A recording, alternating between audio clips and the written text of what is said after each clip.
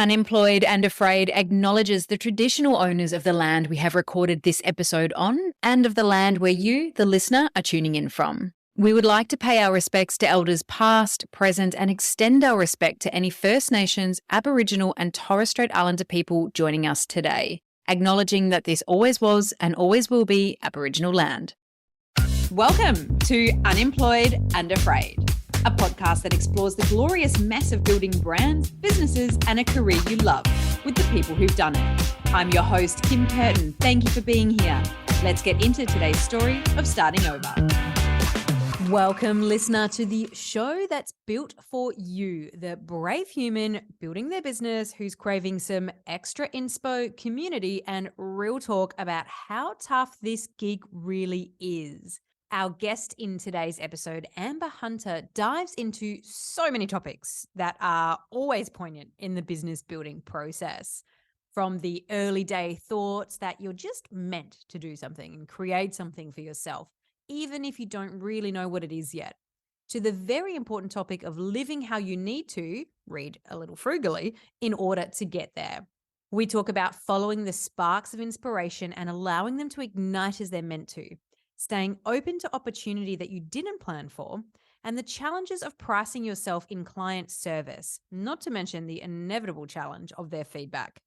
Amber has a beautiful storytelling manner, unsurprising given her wonderful way with words. I hope you enjoy our chat. Today, I'm chatting with Amber Hunter, writer, editor, and owner of copywriting studio Hunter and I.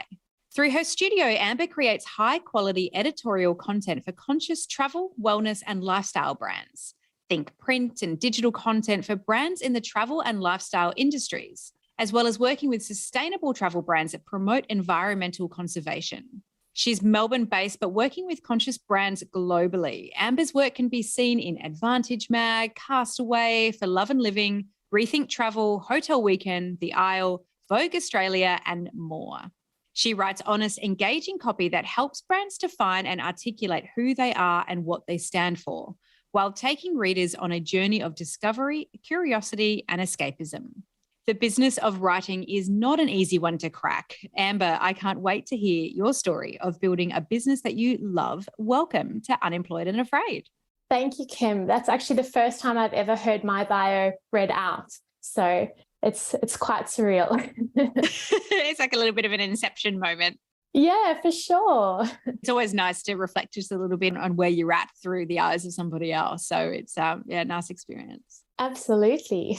So just to kick us off, I would love to know, Amber, how your best friend would describe you. I find these questions so difficult, but I suppose as a business owner, you're forced into these hard questions quite often.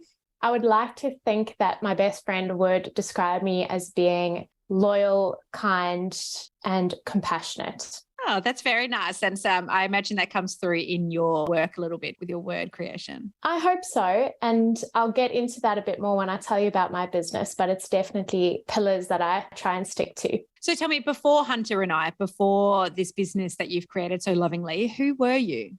Well, I've been on quite a journey. I will say that. I've spent my adult life trying quite a few different things in terms of jobs and careers. You know, straight out of the gate when I was 14 and 9 months, I couldn't wait to get into the workforce. I always wanted to be a fashion buyer. My mom was a buyer. My grandmother was a buyer. And that to me was just the pinnacle. I did a lot of editorial modeling and, you know, things in life just aligned with going into the fashion space. So I dabbled in fashion. I dabbled in tourism and spa therapy. I worked as a buyer in South Africa for a few years, came back to Australia. I worked at sports school head office in the buying and planning team. And that was what I thought my path was going to look like. I had thought that fashion was it for me, although I had a feeling that I had more to offer. I just wasn't sure when I'd get the opportunity to explore that. So at that stage, before COVID, the fashion world was exciting. I thought that that was my long-term career and, you know, I lived and breathed it. I loved it. But life has a very funny way of reminding you that, you know, things change and you've got to be adaptable. So before my business, I was always working for someone else. And that's what I thought my career for the rest of my life would be. It's funny you mentioned there you had an idea that there was something else or something more that you were meant to do. I think sometimes that little niggling feeling hangs around for a lot of us. It's just there and you can't describe it. You can't use it to make any action sometimes. It sort of floats around. Absolutely. And, I think we get very few opportunities in life to explore that.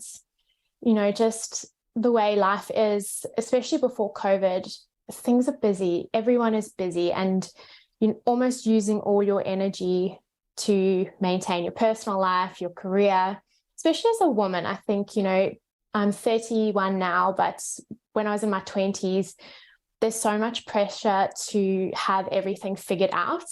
And it feels like it's too risky to explore any other option. You get the job, and in my case, it was a very glamorous job and I loved it.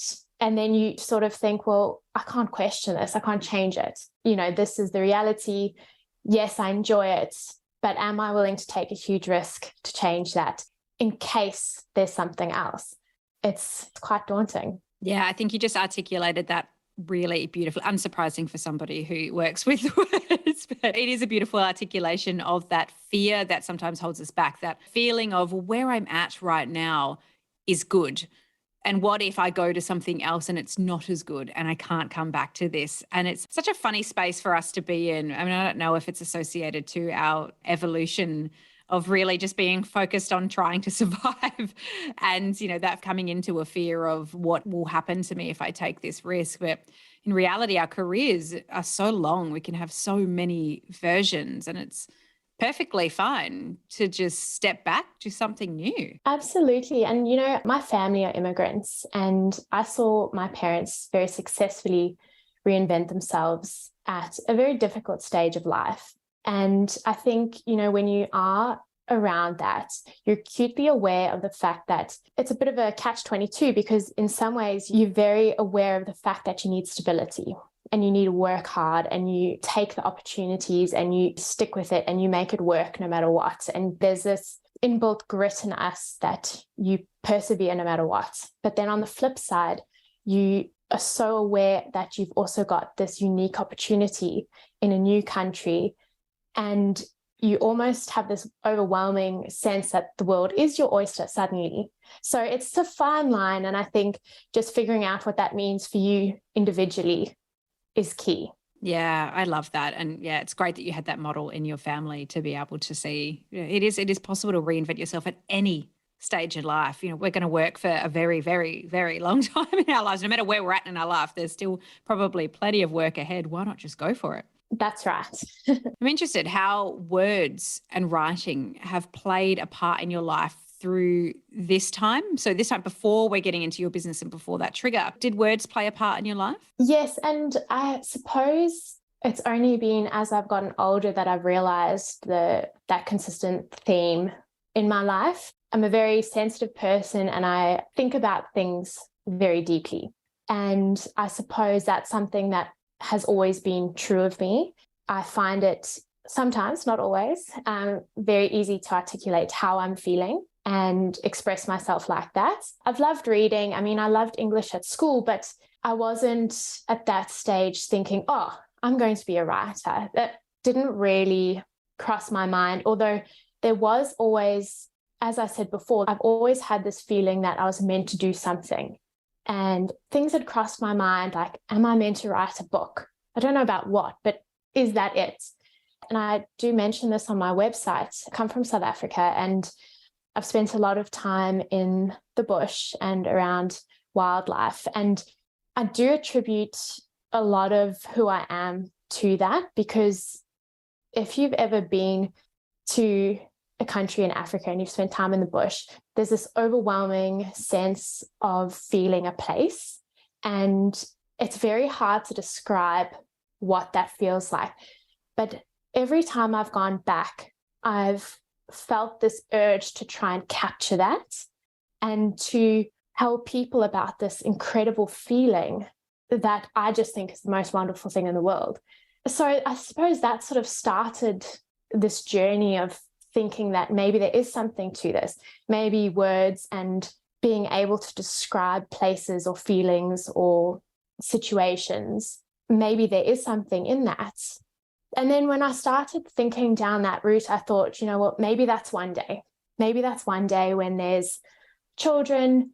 Maybe that's one day when I'm even retired. I didn't see a timeline, really. I just thought it's something you get to one day. I didn't know when that was, but I reflect now and I see that the written word and articulating emotions and feelings has been something that's consistent in my life and a theme with this journey that I've been on.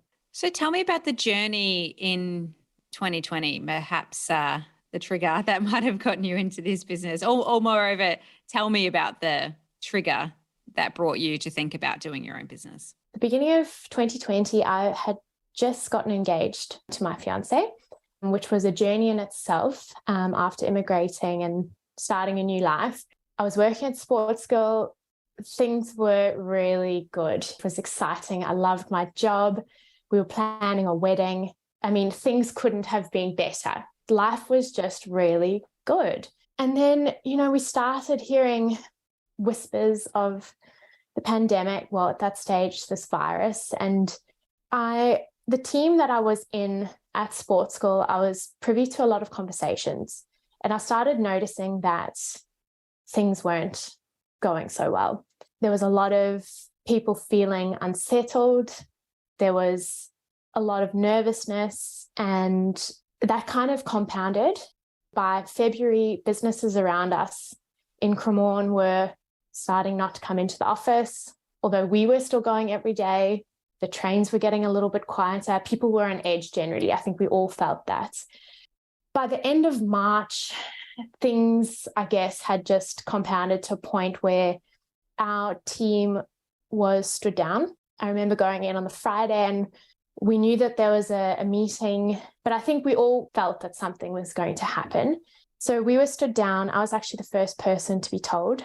Just because of my position, I reported to 3 executives.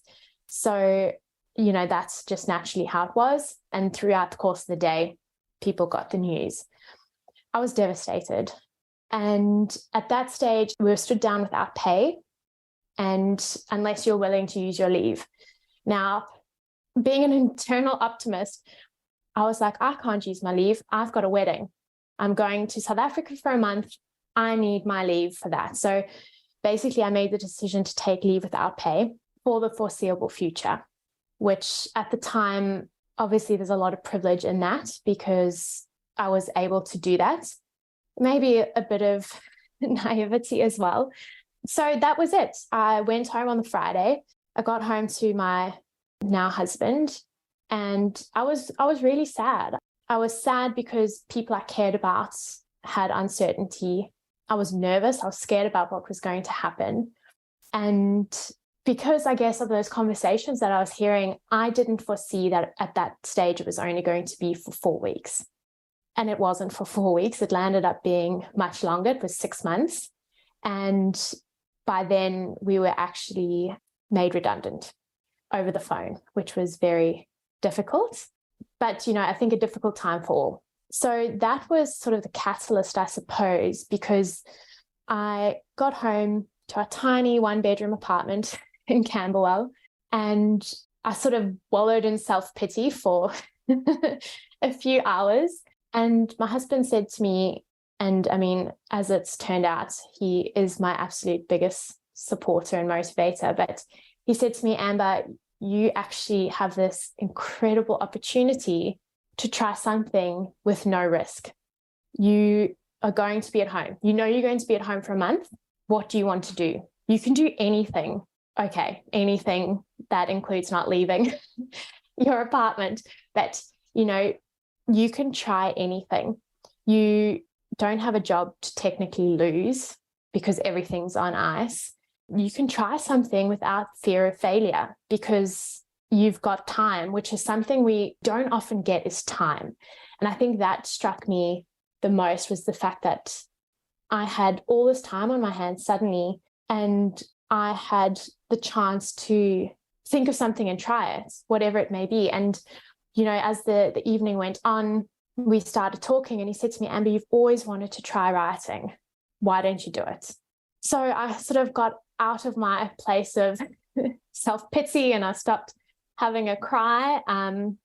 Although I think I needed that. I think I needed to just, feel the emotions and work through that. He got the camping table out from our storage cage downstairs, put it up in our lounge, which took up most of it. I opened my little laptop and I thought, you know what, let's just try it. And I did.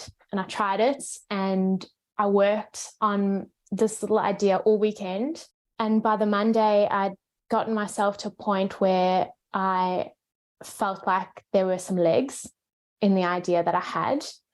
And that was the end of March 2020. And I can honestly say I haven't looked back. And what were the first few things you did when you opened that laptop? Where did you start? So I've got a bit of a reputation of trying new things because of either wanting the outfits or, so whether that was ballet when I was little or tennis later in life. So for me, I started with something that I knew I'd love. I wanted to figure out what my brand would feel like and look like. So that's what I started with. I started with the branding and started playing around with a website. The name I'd had for a very long time. So over the years when I'd been in and out of different jobs, my now married surname is Hunter. Because I've moved a lot, him and I would do these crazy adventures together. So the name Hunter and I had been something that I'd had in the back of my mind, along with the idea to put words into use at some stage. So I had the name. Then I thought, well, let's create a little personality. It seemed fun. It was something to fill my time. It took my mind off planning a wedding. And that's basically where I started. And I feel like that was the inspiration I needed to start that building phase. And so tell me about building that then into an offering that you can charge to people. How did that process go for you? That is a tough one. So I suppose I'd looked around and noticed that copywriters were becoming more sought after. I knew that there were a lot of very talented players in the industry. However, I identified that a lot of the copywriters that I had found had positioned themselves in a particular way. And I will say that I love this particular kind of writing and I appreciate it. These copywriters are witty and funny and whip smart. And I really value that. And I think it's highly entertaining and so aligned with brands. However, I noticed that there was a very clear gap for a softer approach, a more refined way of selling, and also just a brand that connected with other small businesses and I guess started working with people when they felt vulnerable, because I did too. And building that relationship was something that was really important to me as a business owner at that phase of my business. And then it was about understanding what these small businesses needed. It was really difficult to figure out a blanket service offering, but I will say that it's something that I feel is so true today still. When you open yourself up to an opportunity and you take that leap of faith, it's incredible what happens and what opportunities find you as soon as you take that chance. And I think that initially the first few clients that came to me, understanding what they needed really did mold my service offerings, because I noticed that there were consistencies in what people were struggling with. Mainly small business owners were struggling with articulating who they were, what they stood for, and what they wanted to offer. And I thought, hang on a minute, I can help you with that. So that's how it started. And how did you find your first few clients? So that's another thing that still blows me away. Before we were in a full lockdown, we were still able to go out and utilize a few services. And I went to my local beautician down the road and I was busy having a treatment.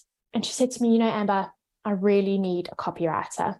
And I looked at her and I said, Mel, would you believe I'm now a copywriter?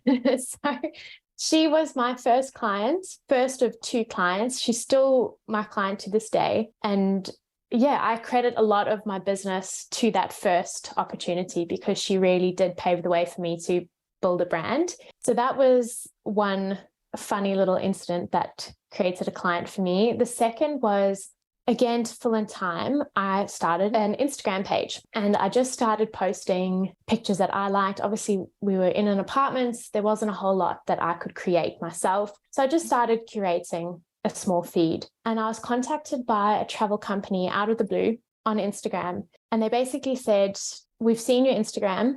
You put it together beautifully. How would you feel about writing an article for us, a travel article? And I remember just being so blown away that someone would want me to write an article for them, not knowing anything about me, never having seen anything bar small captions that I'd written on an Instagram page, yet they were willing to take a chance on me. And that travel client is still one of my clients. And again, just happened so organically. And so I suppose it felt serendipitous. Well, I can't even say it. Not an easy word. No. But those first few interactions really did snowball, and it was the momentum I needed to have the confidence then to go out to market for myself. Yeah, I think that's so important. A lot of service-based industries and art-based industries like writing, they have a bit of that rolling build, it feels like. You need to create a company or a brand that provides a service without having any clients yet, to then get the clients to allow yourself to promote the work that you do for them, to show other clients how you do things. Has that been your experience and how have you navigated that? Yeah, it has. And, I belong to a few Facebook groups and it's a question that pops up daily. How do I get my first client? Where do you find clients? And I can understand how daunting that is because, it's the old story. People want experience, but how do you get experience if someone's not willing to take a chance on you? And I mean, that's true in corporates. It's true in any sort of role. You're expected to have this experience and people want you to have that before they'll take a chance on you. I think it's about building trust and that relationship so that people feel comfortable trusting you to do this for their business. And I'm a firm believer in you really do have to back yourself. And it's something I still struggle with to this day. I really do. It's really hard to put yourself out there and potentially be turned down by a client, but you really just have to be as genuine and authentic as possible. And I suppose there is an aspect of you having to sell yourself, but I think it's more than that. I think it's about making sure that potential clients understand that you're invested and that maybe you don't have 10 years of experience or 5 years or even 2 years of experience, but you will go to the end of the earth for them and their brand because you know what it's like to build a business and you know the risk and how daunting it is and the limited resources. I think there's that commonality between business owners. So I think if you can express to people that you understand that and you're aware of their journey as well, I think that builds trust and people will take a risk and take a chance on you because you've built that personal connection. Yeah, absolutely. How does it feel to deliver your words to a client? Have there ever been any challenging pieces of feedback to navigate? Look, it's really daunting. I suppose it would feel the same if you were an artist and you were giving a piece of you. I take a lot of pride in my work, but it's also sometimes very personal. I pour a lot of time and energy into my work, and handing over something that could potentially bring feedback that you're not ready to hear is really scary. I think just the way I run my business in that I do need that feedback. So sometimes it can be hard to hear. Fortunately, I've never had to start from scratch, but I think that comes down to how you draw that information out of your clients in the initial phases. But it can be really hard, and I think you have to take a step back. I think you can't take it personally, although I tend to always do. But I think you have to separate it. You have to realize that you're providing a service, and at the end of the day, your client, it's their vision. You can be a tool in creating that vision, and you can give them the words and help them articulate it, but it has to be their brand, it's their vision. So they have to love it. So no matter how that may make me feel, having to change words, and I'll always guide and help and advise. But at the end of the day, you have to remove yourself from that potential negative feedback and realize that there's a bigger goal at play. It's not my ego. It's their vision, and they're putting a lot of energy and resources into creating that. So it's difficult, but you have to see the big picture, I think. Absolutely. How did you know how to price yourself in those early days? And how has that journey of, attributing a value, a commercial value, a dollar value to your service, how has that experience been for you? Yeah, again, really, really difficult, especially in those initial stages. And I think with an industry like copywriting, there isn't an award wage. So at the beginning, there wasn't a resource that I could find that would define that pay structure or those service prices. So I did a lot of research into other copywriters in the space, what they were charging, but also realistically about the experience that I had and the time that would take me to complete jobs. Now, again, I was in a very fortunate position because I didn't make that scary decision to leave a full-time job and set out on my own. I was thrown into the situation. So I can't say I know how that feels to just take that leap and throw everything to the wind, because that must be very, very scary. But basically at the beginning, I thought, well, if I can earn per hour what I was earning at sports school, obviously I was paid an annual salary, but you can work out your hourly rates. And I just thought, if I can be paid that to start with, well, then brilliant. As long as I can cover my expenses, then that is all I can really ask for. So that's how it was a bit of a practical approach. Also, it takes time. You have to figure out how long tasks take you to create fair pricing. So it's a journey, and it took me a long time to feel confident with my pricing and going to market with that. And I do revisit and relook it often because I believe in being fair with prices. And it's proved me right through my business. Sometimes it's not the clients that are paying thousands and thousands of dollars. It's the client that's paying a few $100s, but consistently that value you, that are the most important. And so it's not about the big service fees.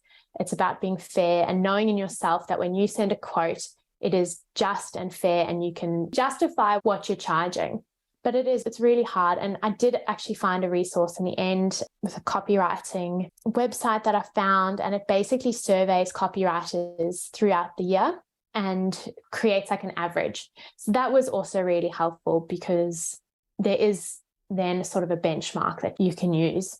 Did you ever have an experience of a client pushing back on your rate that you had to navigate? Yeah. And I mean, it can still happen. I think, and again, this is where I always lean on my poor husband, who is really like my business advisor as well. Because I think you do, when you work for yourself, you really do have to have someone that you bounce ideas off. And I really struggled with that when people would come back and say, no, it's too much, I can't afford that. Because I felt for them as well, but I also knew that I had to pay my bills. So one way I navigated that in the beginning is, instead of reducing my prices, it's about having a conversation with a client's expectations and what you can realistically offer them for their budget. And, copywriting is a funny thing. It's a new industry for a lot of people. So we're only now really getting to the stage where people see a copywriter as being as valuable as, say, a graphic designer. So that value perception hasn't really been there until someone's really gone and done the research and contacted copywriters. So one way I navigated it at the beginning was, I said, well, this is my best price, but this is what I can do for you. And maybe there's something I can do. For example, just off the top of my head, how about I give you 6 Instagram captions as well? Or how about I help you with your Instagram strategy? Or you can, yes, it is an investment, but I'm available for you to phone me on a weekly basis and bounce ideas.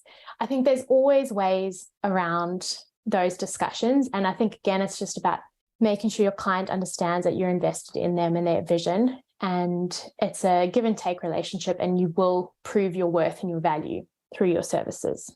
Yeah, absolutely. Some very valuable advice. Tell me about niching. So, I noticed, and I mentioned in your bio, your focus really on that travel industry. Tell me about how that has evolved and what that means for you now. Yeah, sure. So when I started my business, my brand, I very much felt like, because it was a bit of an unknown space to me, I needed to stick to things that I knew.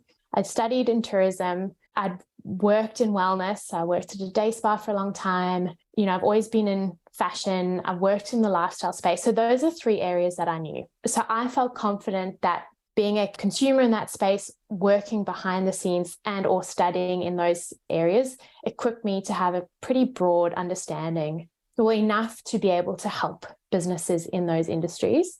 So that's how I positioned myself.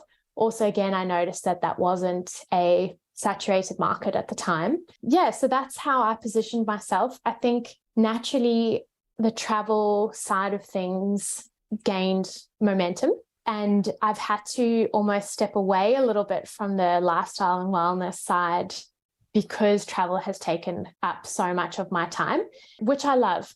I try to be as niche as possible with that travel, wellness, and lifestyle, and I am particular about who I work with. But I think it's amazing that the brands that come to you, I've found, are brands that align with mine. So I think that's quite amazing. The travel side, I have really put a lot of energy into because I am so passionate about writing about Africa.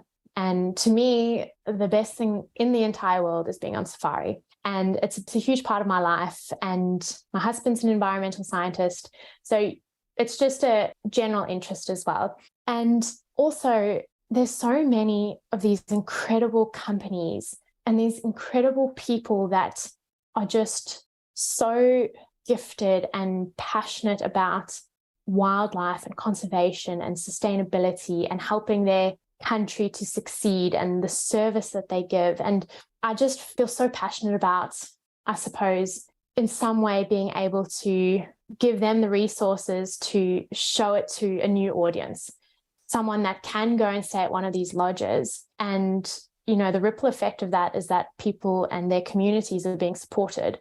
So I've naturally just gravitated to the travel side. Within that, very early on, that first travel article I wrote snowballed into more work.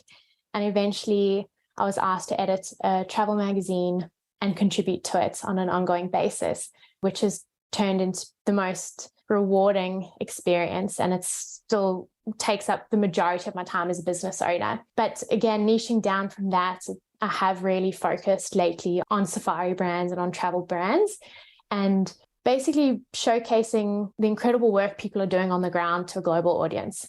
And that's something that I'll always prioritize time and energy in my business for. I love that, Amber, because, what you said earlier, when you start putting yourself out there and you just start with a seed of an idea that you can present in a way that looks enticing to potential customers, your customers tend to tell you what your business is going to be. And it's a huge, huge leap of faith. But just the fact that you put some things out there and then someone comes back in and says, hey, have you thought about this? That first opportunity comes through the door, which can take a week or months or years, but that first opportunity comes through the door, allowing that to show you what you should do next and what should come next, and just pulling that thread as it reveals itself to you is something I think we don't talk about often enough in the platform of business, because so much of it is focused on business planning and commercial modeling, all of which is very important in, particular circumstances, of course. But so much of it is starting something and allowing the market to come to you and the market to show you what it needs. I think that's a very important lesson to stop down on. Yeah. And I think positioning yourself in a way that you can be reactive to those things and having the flexibility to chase an idea if it comes up. I think there's something to be said for that too. I so agree with that. The other thing that takes in real talk is, a lot of confidence in your financial status as well. And I see your reaction. You're like, oh God, it's all well and good to talk about opportunities coming in and following it. But then, yes, you do have to get the bills paid. And there's things that you have to do to make sure that can happen whilst you're on the journey. How has that journey been for you, balancing finances, what you've been building? I can understand why it's such a daunting topic for people, because I've definitely felt like that. At the time when I started my business, we had made the decision to, I suppose, live quite modestly. It's just something we felt strongly about at the time. We had one car, we lived in a very small apartment, we were saving for a wedding. So I also, when I was thinking about what I could do to fill in time more than anything, at the back of my mind, I did think, well, I do have to support myself and my husband. Obviously, he was working as well, which was a huge blessing. But actually, the same time that happened, my husband went from full-time work to 2 days a week and was like that for 2 years. So we went from 2 full-time incomes to what felt at many stages like a passion project, and his 2 days of work a week. And fortunately, we had positioned ourselves already that we lived quite modestly. I knew that if I was to start a business, it needed to be something with very low overheads. I had a laptop and I had time, and that's actually all I needed at that stage. So that was very fortunate. And I've tried to keep my business model like that from the beginning. My expenses are very low. Obviously, I know that's not the case for all businesses, but for a writing career, you need your laptop and your imagination and time. Yes, there are things that come up, and it is, the beauty of working for yourself is that you've got freedom and flexibility, and it's inspiring and wonderful, but it is also sometimes really scary. Yes, fortunately, I've had consistent work, but we have been in a pandemic. Some of the brands that I've worked with haven't been able to pay an invoice on time. And that has a ripple effect, obviously, into how I can manage my own finances. So it's really difficult. I think you just have to be brave enough to have really honest conversations with yourself and the people that depend on you, and whether that's a family or a spouse or parents or whatever it may be. And I suppose just have a bit of a plan in place. Also, something that I stick by is that I'll never be too proud to step away from my business and go and work if I need to, if it means that I need to support my family. So I think that just being a little bit realistic as well when it comes to financial freedom and setting up a business, and seek advice. I think that's been a big thing as well. Every day I learn something in my business, and sometimes it comes from the strangest places, but seek advice, empower yourself to understand cash flow and overheads and profit and loss and things like that. And I do feel like as soon as you've grasped those key things, you can understand basically how much you need to work to cover X, Y, and Z. And it takes that layer of stress away. Yeah, so important. I'm a very, very big fan of the living modestly. I think that's something that we should just embrace and promote. So much of our culture has been about, look at how I live, look at what I do. But actually, when you strip all that back and you just work out, actually, what do I need to live? And what's going to allow me the freedom to explore something else before you get trapped into a cycle of spending money on things you probably don't really need, of having more of what you probably don't really need, and then therefore lacking the time and the availability and the free headspace to be able to explore new opportunities. It's a bit of a system that needs to break. Something needs to kind of snap in the middle of it where you go, do you know what? I'm just going to let the ego go for a minute. I don't need to live in this exact house, in this exact area. I don't need to have that new thing. I don't need to go to dinner twice a week, or, have a brunch once a week, even if you can learn to make a really good brunch at home. It's a really important aspect of building a business that I think needs to be, and just life generally. Like, we probably need half the stuff we have. Absolutely. And, I think that it's a good life lesson, I think, being brought back to basics, whether by choice or by circumstance. There's always such valuable lessons you can learn about yourself, about your partner, about your family. It really makes you draw on those inner resources. And again, like, I acknowledge that we still have so much privilege in that we had a roof over our heads. We could pay our bills. We weren't hungry. That is a huge privilege, especially where I come from, where that's not the case. So I think there's so much pressure on all of us really to live these glamorous lives and live beyond our means, which is such a trap. And in the travel space, I get it. It's tempting to just want to be in these beautiful places and stay at these incredible lodges, but that's not reality. And I think you really have to figure out that balance and what that means for you without extending beyond your means, because then that's when it gets very stressful. Yeah, absolutely. Where would you like to see your business grow to over the next few years? Oh, I love that. So this year for my business, the magazine side is something that I absolutely love. So I'm really pushing that. So I write for 3 magazines. I edit Advantage magazine, which is published and printed and delivered to the homes of private jet owners, which is really, really exciting. I would love to reach new magazines and write for more print publications. That's something I just, as a personal goal, I'd love to do. I mean, there's big names that I think most writers aspire to, obviously National Geographic, Condé Nast, things like that. I mean, that's obviously a dreamline vision. But for me in my business, I have some trips this year. So I'm traveling through Zambia with my husband to visit some camps and some safari lodges to write about those places. So for me, I just like to be able to have the capacity to say yes to new opportunities, to build my business to a point where I can, I guess, finally see that growth, but I will be honest, that financial growth as well, and just optimize. So up until this point, I've done everything in my business, from tax to GST to everything, every part of my business I've done, but it takes me away from working on client work. So this year for me, a big goal is recognizing opportunities to optimize my business. So outsourcing my accounting, outsourcing other aspects of my business, freeing up my time so that I can focus on more projects and building my own knowledge, stepping out of my comfort zone, and just having the freedom to take new, sometimes really scary opportunities that will broaden my horizons and challenge me. I love that. The potential of outsourcing is both the most exciting prospect, but also really challenging, because it means you have to actually spend money. And it's that weird line where you're like, oh, okay, this is a risk again. This is a risk again. It's just constantly that ever-growing risk to do it. I know I go through that all the time, thinking about, okay, how could I outsource some of this heavy workload stuff that I could do so I could spend more time concentrating on the stuff that builds business. So yeah, I hear you on that. It's a challenging time. How can the listener and I support you on that journey right now? What can we do for you? Oh, that's a really nice question, and something that doesn't often happen as a small business owner.